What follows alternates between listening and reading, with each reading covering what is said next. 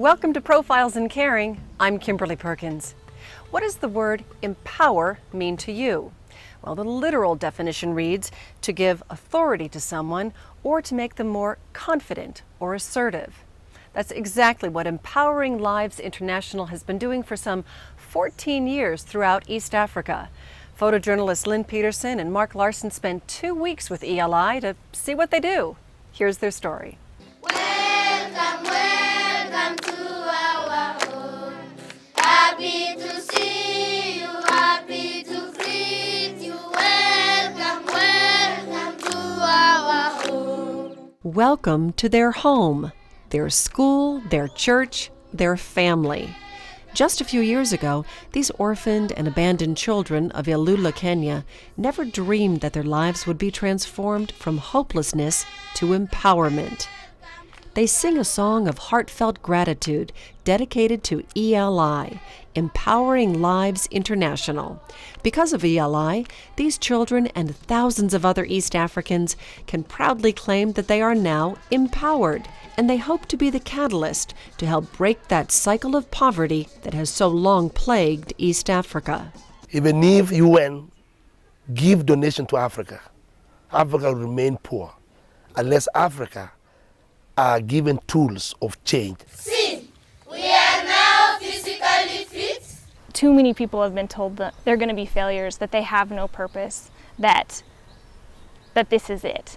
And I'm here because I believe this isn't it. Mentally fit.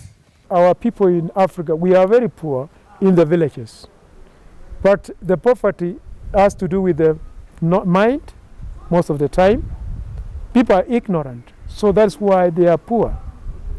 People have not thought of doing something for themselves.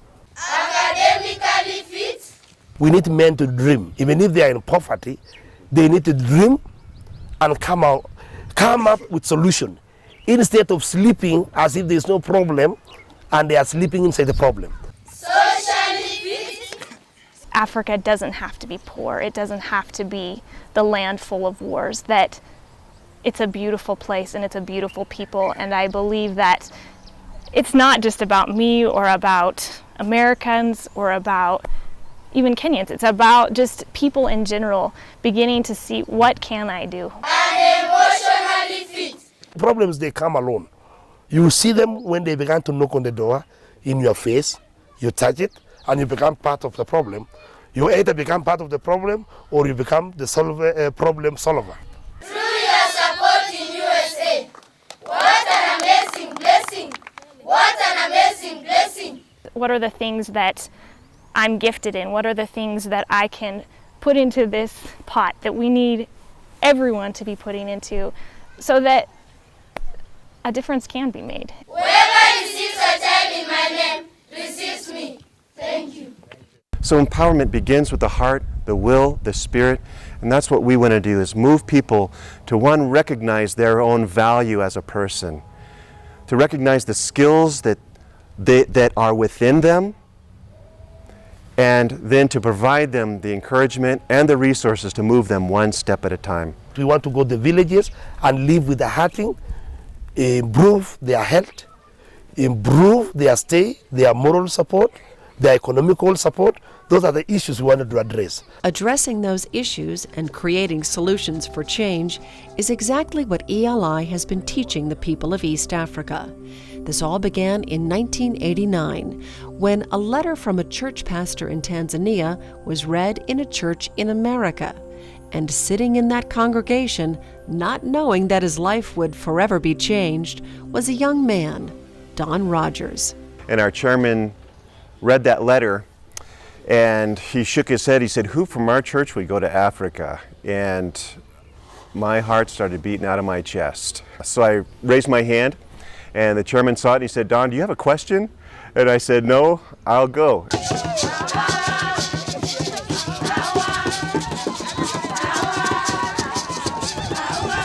This first village that we visited, that the pastor took me to, he had called for a meeting, shared some words of encouragement, but there's a little boy sleeping next to this house in a strip of shade, and he had a swollen stomach. He had flies in his eyes. He's obviously sick. And after the meeting was finished, I went to the village leader there, and I brought him over. I said, look at this boy. He is so sick. He's malnourished. I began describing what I was feeling and observing, and I said, what should we do? Whoever brought this boy has probably abandoned him. And that African leader just gently shook the boy, woke him up, put him on his knee, and introduced me to his son. And I realized this guy, he wants to change his village. He really cares. He wants to see development happen. He wants to see God's love put into action. He can't even feed his own children. And he lives right next to Lake Victoria. So I asked him a little bit about fishing, and then when I got back to the States, we did garage sales. And in just 2 weekends, we made more than enough money selling stuff people in the States didn't need anymore to buy that guy 2 boats and a fishing net. And for sure he started. And the next time I went and visited about a year later, he not only was feeding his family, but he was employing 7 other people in the village.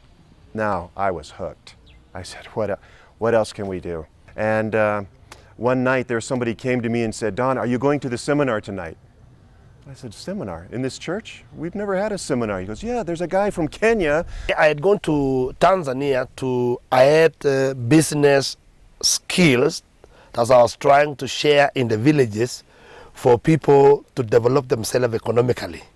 After seeing his seminar, his passion to help his own people of Africa in business and development, I said, man, if this guy could help me. And this was the beginning of Empowering Lives International. Over the past 14 years, the ministry-based humanitarian agency ELI has worked to empower the poor and oppressed. What started in Tanzania has now spread throughout East Africa to Kenya, DR Congo, and most recently, Southern Sudan. What they do has also grown to include programs on agricultural skills, home building, alcoholism treatment and prevention. They provide homes for orphans and vulnerable children, quality education, and community outreach for the handicapped and elders, clean water, and essential health care issues. And in doing all of this, ELI believes that they can help these impoverished families and villagers recognize their importance in the eyes of God. So is this empowerment, or might some see this as religious conversion? First of all, I will tell the people, ELI is not outside to conversion. It's outside for transformation. ELI realize the problems of the people, because water is not conversion. Schooling is not conversion. Orphanhood is not conversion. When God brings the oxygen, He doesn't see 2 tribes. He gives oxygen to all. And we should enjoy and live together and serve each other. Give our talents for the purpose of the glory of God. When Profiles in Caring continues, we'll take you on a tour of ELI's successes, 3 countries in 3 weeks, and we'll begin in the war-torn region of Southern Sudan.